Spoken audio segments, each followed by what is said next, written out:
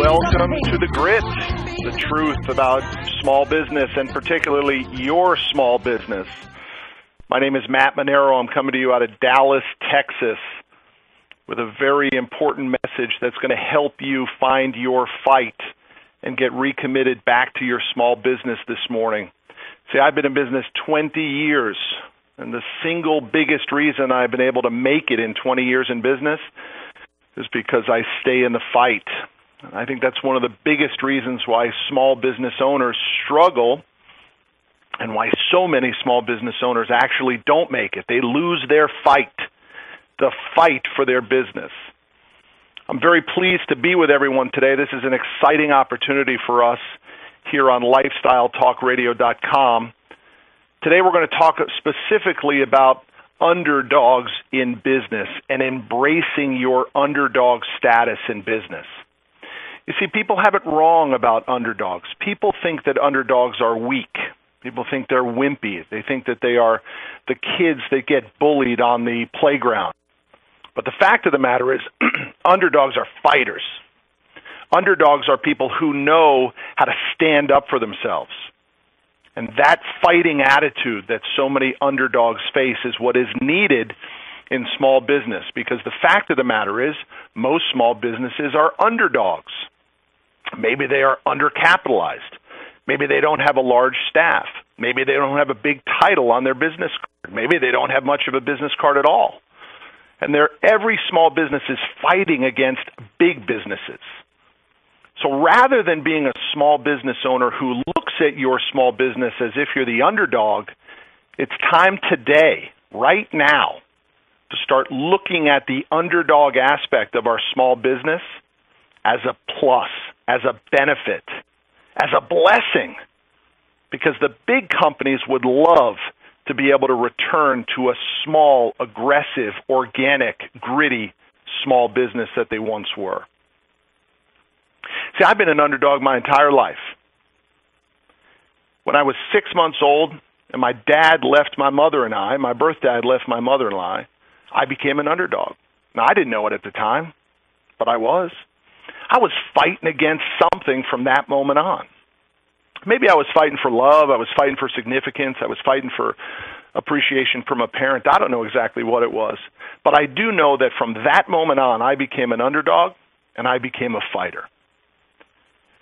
You know, I was a fighter through many other times in my young days, too. I was a fighter on the playground when the kids called me Fat Matt. I was a fighter on the sports field when I didn't make the baseball team, when I tried my heart out and I still got cut. I was a fighter when I turned into a very good high school athlete, and in my senior year, just before I was about to go to college and play college football, I got hurt with a neck injury. And all those opportunities went out the window, and I had to fight again. And then when I went to the only college that I got accepted into, a little cooking school in Providence, Rhode Island called Johnson & Wales College, I was fighting. I was fighting against the fact that I was at a cooking school in Providence, Rhode Island. The fact of the matter is it was the only school I got into. And I was a fighter when I started my business. In 1995, with no money, no contacts, and no clients except for one client, I started my equipment finance business. It was a one-bedroom apartment with a phone and a folding table. That was it. The fact of the matter is it got worse after I started my first business in my one-bedroom apartment with my phone and my folding table, because shortly after that, I got my car repossessed, and I had to borrow a car from a buddy of mine. And then I officially ran out of money, and then it looked incredibly bleak. But I know you know what I'm talking about, because if you're a small business owner, many of you have faced the exact same problems that I faced. The fact of the matter is you have to embrace that as beneficial. All of those things that happen to you when you're in business for yourself and you're not doing well are footsteps, are footholds, are steps up the ladder to the success of your small business. Today we're going to really dig into what is it to be an underdog in business. How do you turn that underdog status into a positive? How how do you actually look at yourself in a more positive light as a small business owner so that you actually can compete against the big boys. See, getting back to my story just a little bit, it was a tough time when I started my business. I did not have any clue how hard it was going to be to stay in business. And the data supports that feeling as well. 25 million businesses can start each and every year. Roughly 21 million will fail. Those are huge numbers. Roughly 90% of small business owners will fail within the first 5 years of their business. 50% fail in the first 12 months. What is that? Why is it that so many businesses go out of business and don't make it? And I believe one of the primary reasons for that is because they don't have a big enough fight in them. They need to go back to when they got bullied. They need to go back to when they were disappointed. They need to go back to when things didn't go well for them and they ignited with their fighting spirit. That fight is so critical for us, for you, for me, as small business owners to connect with. You know, after I started my business, it didn't go very well. But for some bizarre reason, I had one customer who stayed with me. His name was Bobby Whitfield of Bobby Whitfield Trucking out of Greenville, Texas. Now, look, I grew up in Connecticut in the Northeast. I shouldn't have been a good buddy of Bobby Whitfield's. On paper, there was no reason for the two of us to be friends. He was a born-bred Texan. He was 25 years older than I was. He had a pretty good trucking company, a pretty decent-sized trucking company. And yet he had faith in me. So that when I would call Bobby and I would say, you know what, Bobby, it's over, man. I'm busted broke. I can't make rent next month. I'm going out of business. Bobby would say, you're not going out of business. You're my finance guy. You're not going anywhere. I'm going to buy some equipment. And I still am in the equipment finance business. That's my core business. I would finance that piece of equipment, and guess what? I'd make enough money on it to keep the doors open. See, Bobby had belief in me when I didn't even have belief in me. I was ready to give up. I had lost my fight. But Bobby kept reminding me that I was valuable to him. I was so valuable to Bobby that he kept me in business. You know, it was a crazy story that happened to Bobby Whitfield. I got a call 2 or 3 years later. So I started my business when I was 25. When I was 28, I got a call from Bobby's wife in the early morning. She told me Bobby was killed in a car accident the night before. The story goes that a teenage boy, got into a fight with his girlfriend in the middle of the night. Bobby, by the way, was driving home from his office late at night down the country road. It wasn't but a couple miles from his office. His house wasn't a couple miles from his office. The kid ran across the street with no shoes on. I remember that detail so vividly. The kid ran across the street with no shoes on. Bobby swerved to avoid the kid, went into the ditch, the truck rolled over, and Bobby was killed on the site. His wife called me and said Bobby had always said that if anything had happened to Bobby, the first phone call she was to make was to me. Now, Bobby never told me that. I didn't know that was the case. But I knew that because Bobby had believed in me, I had a debt that needed to be repaid to him. And I repaid that debt to Bobby by going into that business, Bobby Whitfield Trucking in Greenville, Texas, and cleaning up that business and packaging up that business to be sold to the marketplace. And I actually went out and I sold Bobby Whitfield's business. And all of the proceeds came back, a couple $1 million. At 28 years old, I sold his business for a couple $1 million and set his widow up for the rest of her life. In short, I repaid the debt. Those are incredible things that happen to a 28-year-old business owner who really has no clue what he's doing.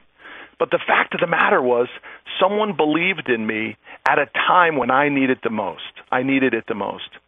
And that ignited my fight far greater than I even knew I needed. You have any stories like that? You have any opportunities in your small business in which you really didn't know what you were fighting for? And then all of a sudden something happens and it reignites your fight? I need you to find that fight again in your business. I need you to drill down and figure out the reason that you come to work every day. I need you to look at your underdog status and turn that underdog, which most of you think is a weakness, and I need you to turn it into a positive. That's how we stay the course. Hey, when we come back after the break, we are going to dig into some real destructive thought patterns that get in there and screw up our mind, help us lose our fight. I'm going to give you a couple specific strategies on what I call stay out of false positives. It's going to be... Welcome back to The Grit, the truth about small business, your small business. I am Matt Manero, coming to you from Dallas, Texas. We're talking about how do you embrace the underdog in your business and stay in the fight for your small business success. Look, in Texas, we have a wonderful saying. It's called big hat, no cattle. And that concept of big hat, no cattle, I think, is one of the biggest killers to small business success. See, I like to refer to it as false positive. And what happens to us as business owners is we fall into false positive. They're very dangerous places to be. It's a very dangerous trap. This trap of false positive. I'm going to dig into false positive at length here, but I want to take a caller first. I have Denise on the line. Denise, welcome to The Grit with Matt Manero. What can I help you with today? Well, maybe I should wait till after your speech because I got a big hat and very few cattle, so I can't wait to hear it. We all go through it, Denise. Oh, I've been on it for 20 years, so I can't wait to hear your advice. But I wanted to talk to you about branding. I have a small business that hasn't been profitable yet, but I have a nonprofit entity, a for-profit entity. I have a book on the market, and I'm getting ready to roll out a television show, which will make them all very profitable, but they're not branded at all. Is that necessary? Yeah. Can I have these four entities, or should it all look like the same thing? Well, Denise, you can have it all. I mean, it sounds like you are a true entrepreneur. You love starting businesses, and you love new ideas, don't you? Oh, absolutely. Yeah. Listen, that's the true entrepreneurial spirit, the creation of new ideas. Here's what happens to so many entrepreneurs and small business owners, is that we only end up in the business creation business, right? And we don't stay focused on what needs to come after that, which is the do. So in relation to your branding question, I absolutely think that all of those businesses and all of those ventures need to be branded, and they need to do one thing, Denise. They need to benefit your core channel of distribution. So the book, the TV show, the current business that you have, and the nonprofit, they all need to benefit each other in some way, shape, or form, and branding becomes very critical to that. So are they, would you call those four entities, could they be vertically integrated? Could they benefit each other, or are they all very different in nature and intention? No, they totally go together. I think I've kept them separate just because they came along the way they came along, but I also don't want to give the whole farm to whoever I have to get in bed with to get this show on the air. So I was trying to keep a little something for myself, but they would brand beautifully together, for sure. Yeah. So that's what I want you to do, Denise. I really want you to stay focused on branding. So I want a good, clean logo, a logo that can correlate to all of those businesses. I want some marketing materials that are done with a co-branding mindset. So the messaging all benefits that. And Denise, a wonderful resource on ability to get that stuff. You don't have to spend a lot of money on it. I don't know if you've ever been to Fiverr.com, Google Fiverr.com. Incredible. Okay. For $5, for $10, you can have someone do a branding and do marketing material for you. And then the last thing, Denise, though, just as a quick reminder for you, yeah, no, Fiverr is a wonderful resource for small business owners. But listen, something else I need you to stay focused on. You got to make money. At some point in time, you've got to make money off of these ventures, because so many entrepreneurs, and you definitely have an entrepreneurial spirit, but so many entrepreneurs get focused on the creation of new ideas, and they go broke doing it. So I need you to turn those into profit centers at some point, so when you have enough profit, you can do really cool creative things. Denise, I want to thank you for your call. Best of luck on those ventures. Awesome. Thanks, Matt. Hey, you're welcome. I want to get back to this concept of false positive, mission critical. I want to give 2 examples on what false positive actually is. Here's the first example. Let's just say that you're busted broke, and trust me, I know what busted broke is.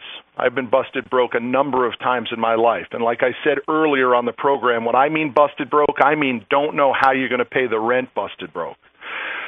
And let's just say you get a new job, and you start to make a little bit of money.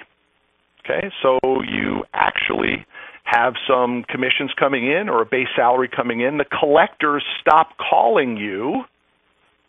Danger. Here comes false positive creeping in. Now all of a sudden you're out of that low-level pressure of being broke, and you actually think you made it. The problem is you haven't made it. You just ain't broke. So stay out of false positive when you start to make money. Most people begin to think of ways to spend this little bit of income that they're starting to make. How do I take my significant other out to a big fancy dinner? Can I buy a new ride? Maybe I should move into a new apartment, a bigger, fancier apartment. Maybe I should buy a bigger house.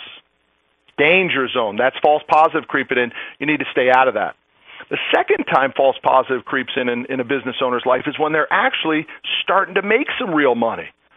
Maybe the small business owner actually has the big house and drives the sweet ride. And they actually are starting to take pretty fancy vacations, maybe a $20,000 vacation to Puerto Rico. Bam! Here comes false positive again, creeping in. Well, look at me. I've made it. I'm in the fancy neighborhood now. I drive a Jag. Life's pretty good. We just got back from the Four Seasons. Hello, you are in false positive. The fact of the matter is you still don't have any net worth being generated out of your small business that you've worked so hard to build. All you're doing is burning through the cash. False positive is one of the most dangerous places a small business owner can allow to creep into their mind. It creeps in when they first start making a little bit of money in their business and they're no longer broke. And then it really creeps in when that small business owner is actually starting to do well because they think it's going to go on forever. And that's one of the other huge dangers of small business ownership. It doesn't always go straight up. Sometimes you just might be riding a wave. The economy might just be doing great. The government may have lowered mortgage rates to these levels that force everyone to refinance their house. If you're in real estate, that's good for you. If you're a mortgage guy, that's good for you. The fact of the matter is it may not last forever. And we saw that in that most recent economic downturn that was so hard on so many businesses. But you know what happened just before that. Almost everybody was living in false positive. So the message on false positives is be very afraid of it. Do not let it creep in.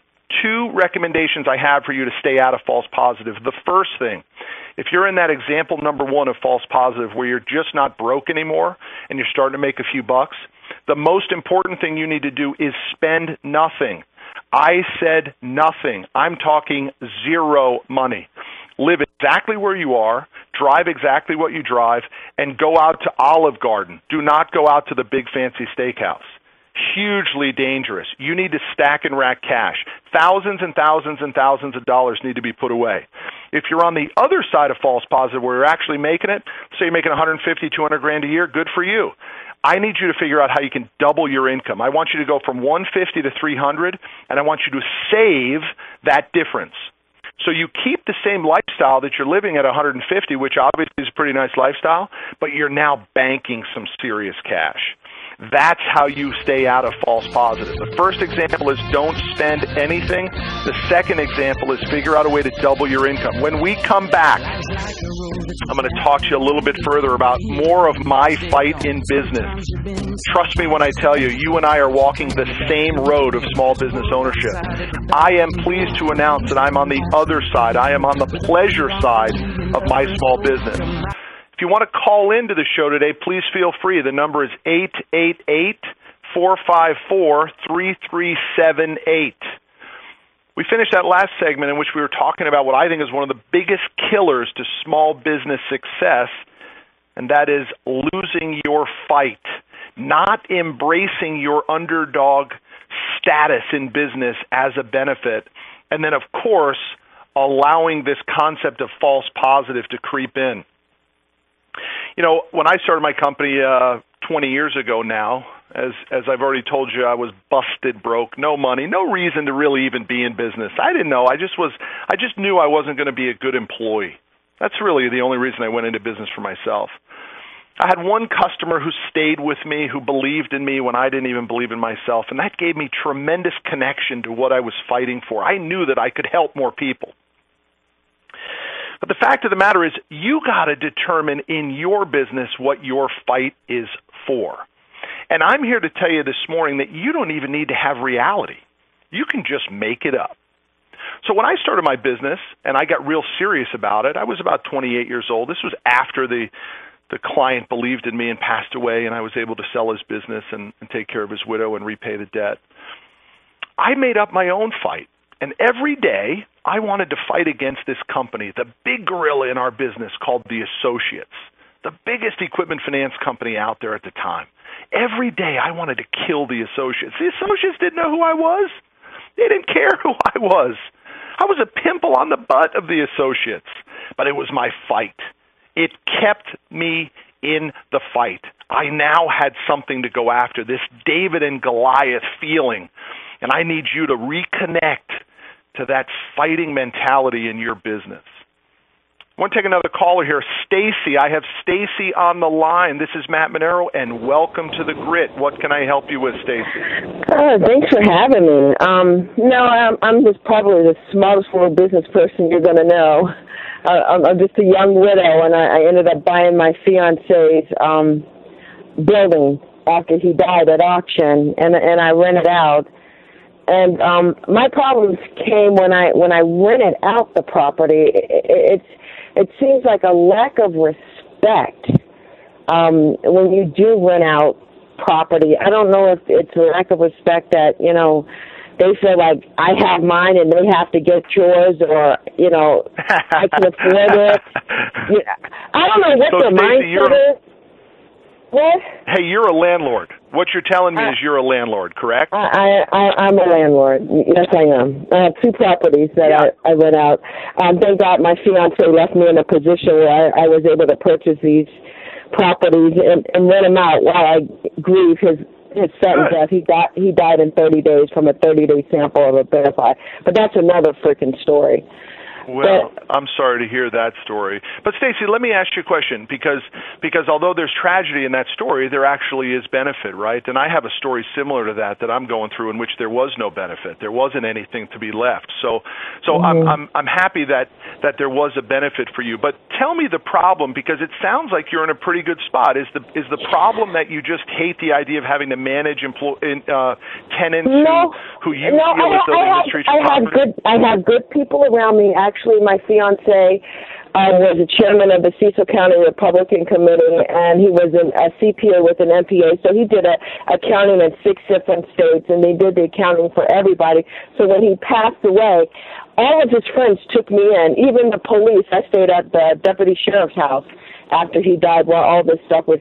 So I have a very strong support system behind me that's helping me, because, all I know how to do is bake cookies. I can cook a hot meal. That's about all I can do as far as business is concerned. Let me jump in here, because you're kicking butt and taking names, and I know you've had this tragedy that you're dealing with, but I don't understand the problem here. It sounds like you've got a wonderful support system. It sounds like you have players too. You've got, and it's not just like a support system of your family and stuff. You've got some players in the community that want to help you. You have these assets. You got tenants, so help me drill down. What's the problem? Because I only outside of the tragedy, I see lots of benefit for you. My problem was the actual tenant. I rented to this church. I'm just going to call it a church, and I gave them a discounted rent because they were a church. I figure if you're helping the community, you're helping mankind, I'll give you a break. My fiance did renovations to the building, the first floor, and he gutted the second and the third floor before his doctor had poisoned him with a free sample of Abilify. So when I bought the building, I had the first floor that was renovated and the second and the third floor that was under construction. So that put me in a different type of insurance bracket, okay? I can't get normal insurance, so I got to have liability insurance. where goes my problem? Because I didn't, I'm thinking as long as I got insurance, I'm legal, everything's cool. Well, these idiots that I had rent my building, instead of paying the gas person, the gas bill to get heat, they decided to rent my historic building with space heaters. Busted my pipes. Yeah. Pissed me off. Yep. Because ignorance is no excuse. This guy's supposed to be a PhD, and you don't have enough sense to pay the gas bill to get heat in the building.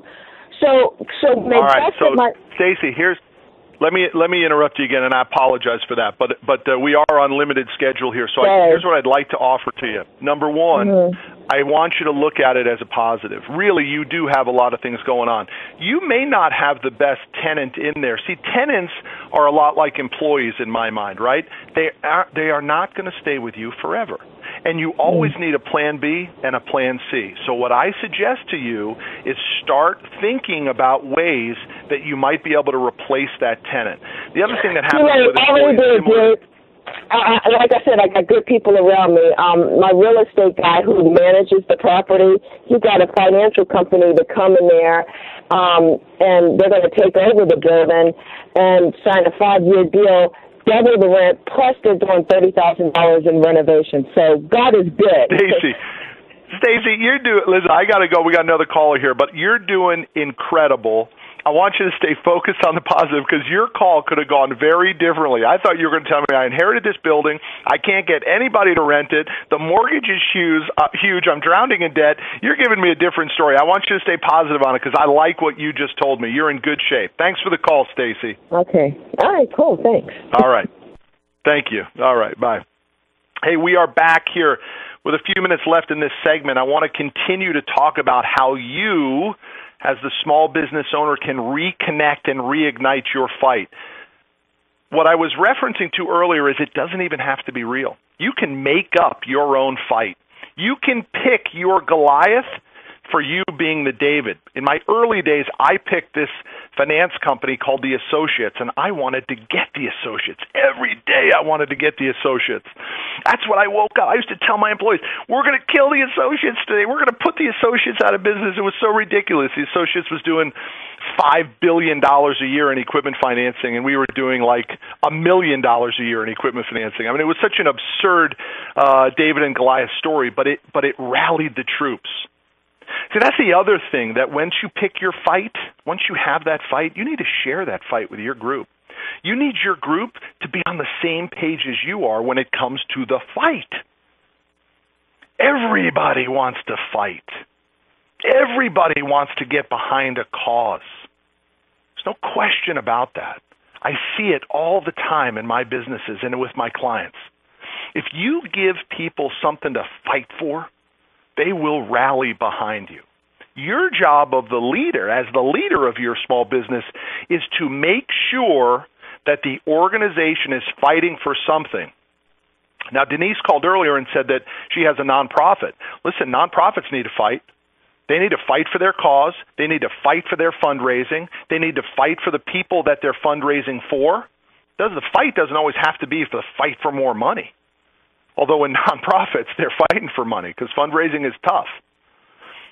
Find your fight in your small business. Ask yourself right now, this very moment, what is it that I'm fighting for?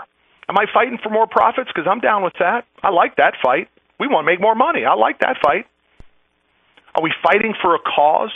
Are you fighting for a family member? Are you fighting for your employees? I'll tell you, one of the most satisfying things I've done in 20 years in business and rallying my troops. See, my company has grown tremendously in the last 20 years. We went from nothing to $100 million a year in equipment finance, and we made the Inc. 500, Inc. 5000 fastest growing companies last year. That's a big accomplishment for a 20-year-old company. But we fight every day. We fight for a cause.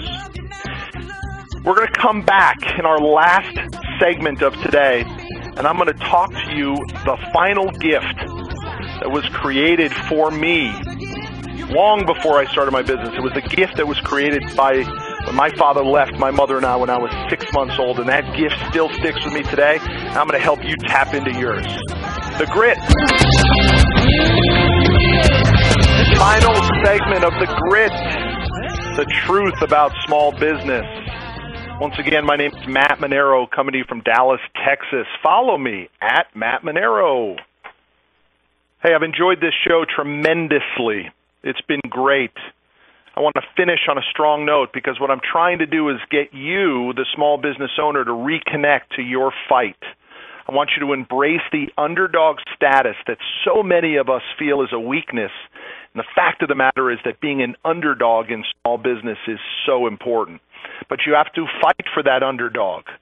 You've got to work to get great at your business. So I need you to do a few things. See, my business turned around when I decided to skill up. I decided to find myself a mentor. I didn't have anybody coming in front of me as a mentor. I didn't have anybody trying to give me a hand and help me out. So I had to turn to books and audio tapes. And I turned to the old school guys, Zig Ziglar, Tony Robbins, Tom Hopkins, Brian Tracy's, all those legendary guys. And still today, I have a abundance of tapes and CDs and books that I dip into all the time, almost on a daily basis. I'm still looking for assistance and help to keep me motivated and keep my businesses growing to the next level. We're going to take another caller here. I have Bernice. Bernice, welcome to The Grit, the truth about small business. What can I help you with today? Yes, I do have a question. Yes, my question is that when it comes to my small business, trying to get it's a hair salon barbershop, and I'm trying to get really good, reliable, hardworking barbers or hair salon people. What's the best way to advertise? I mean, Craigslist is one way, but I mean, many of these places charge a lot of money. How can I find someone quality without spending a whole lot of money? Yeah, it's a great question. Employee retention, employee recruitment is huge in small business. I'll tell you, Bernice, one of the things you're going to have to do is you're going to have to make sure that the people that come to work for you can make good money. They are going to have to make more money than they can make someplace else. So do you have a good compensation plan for your employees in which they can make more cash with you than they can with somebody else? I don't know. I don't know what's out there as far as what my competitors have. I mean, I need to do more research when it comes to that. Yeah, you're going to have to know, how much does the competition pay their people, and you're going to have to give your people a compensation plan. Now, don't get me wrong. I didn't say you're going to have to give them a base salary. You're just going to have to give them the opportunity to get paid. If they want to work harder, they're going to be able to make more money. So compensation is really important to retaining good employees. You got to pay above average if they want to go for it. The second thing you're going to have to do is you're going to have to stop with that Craigslist and all that sort of stuff. I've done all that as an employer. That stuff just doesn't work. I mean, I like to equate Craigslist with if you're going to swim in the sewer, you're going to meet rats. I mean, the high quality people aren't posting resumes or looking for jobs on Craigslist. You're going to have to go to trade shows. You're going to have to identify people that you like. You're going to have to probably even do some what we call hiring expos, in which we will put out ads all over the place. We'll tell our family and friends. We'll post it all over social media, and we'll have an expo in our offices in which people come to us. We usually get 10 or 15 people. We tell them about our company culture. We tell them about compensation, and we ask them to call us the next morning. If they call, we know they're interested. So what I'm getting at, Bernice, is you got to change it up a little bit. I want you to be more aggressive in your recruitment for employees because good employees change a business. Bad employees crush and destroy a business. Does that help you, Bernice? Yes, that's very helpful. A different angle for me to look into, and I'll definitely put that into effect. Good. Thanks a lot, Bernice. I wish you only the best of luck with your business. Thank you so very much. You got it. We're going to finish our last segment talking about one of the greatest things that comes from reconnecting and reigniting the fight.